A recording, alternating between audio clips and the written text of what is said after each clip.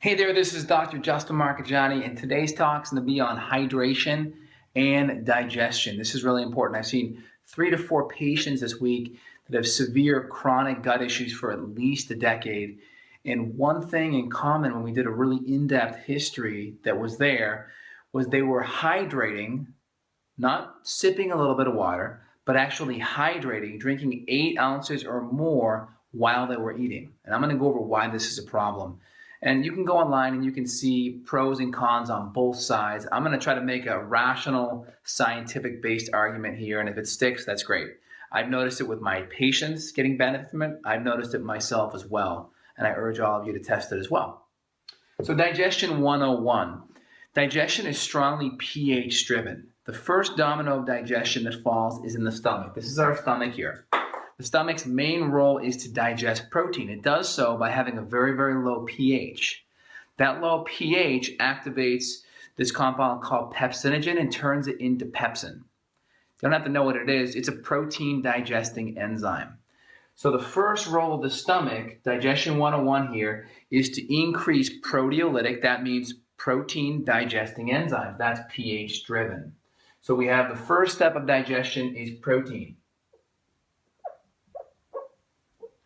Now, as this chyme is the mixed up bolus of food that's kind of looks like slop, if you will, once it's all mixed up. Kind of take your food, throw it in the blender, add some HCl. That's what chyme looks like. Imagine that chyme being released now into the small intestine. So your small intestine would be right here.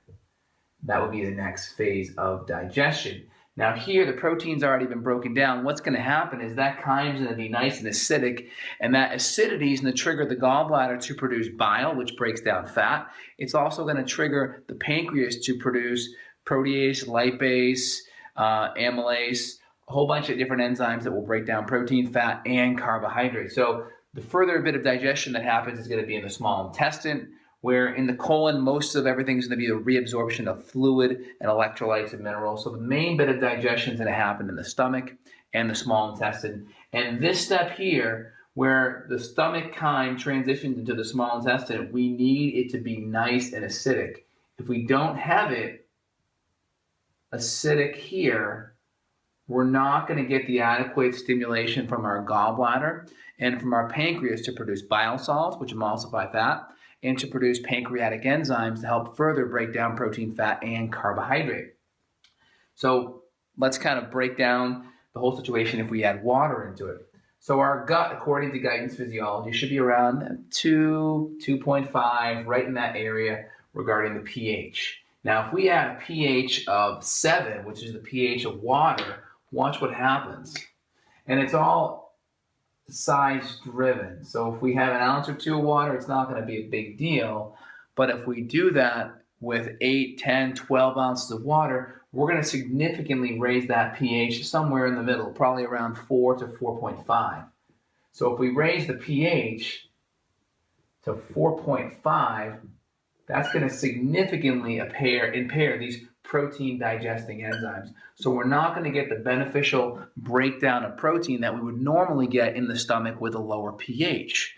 Really simple. Have a big meal tonight. Go drink 8 to 16 ounces of water right with your meal, right after your meal.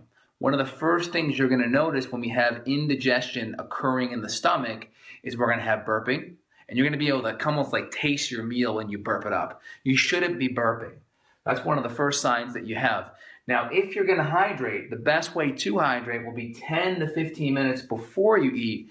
Then the fluid can be taken up by your body. It's not going to sit in your intestinal tract, and your body can actually use that hydration to create digestive fluids. So we don't want to impact our enzymes by taking in something that's a pH of 7, having it factor in with 2, and then create a pH of roughly around 4.5. This is just my rough estimates.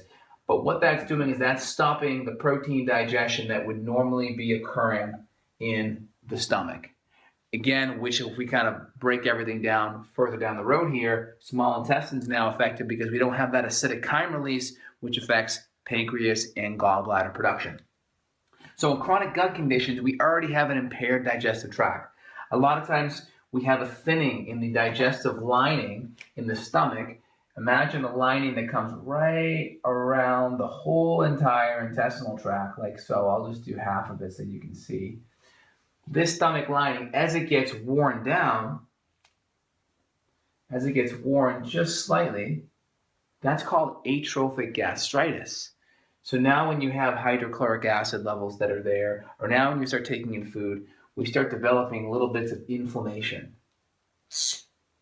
And as that HCl becomes lower, we start to become prone to infections because HCl, kind of think of it as like bleach on your countertop. You got a countertop full of filth, right? It's the outside world coming into your house. Well, you spray some bleach on that to clean it up to prevent illness. Kind of that's what hydrochloric acid is. It's like a disinfectant. It also helps break down foods and stuff, but it's like a disinfectant.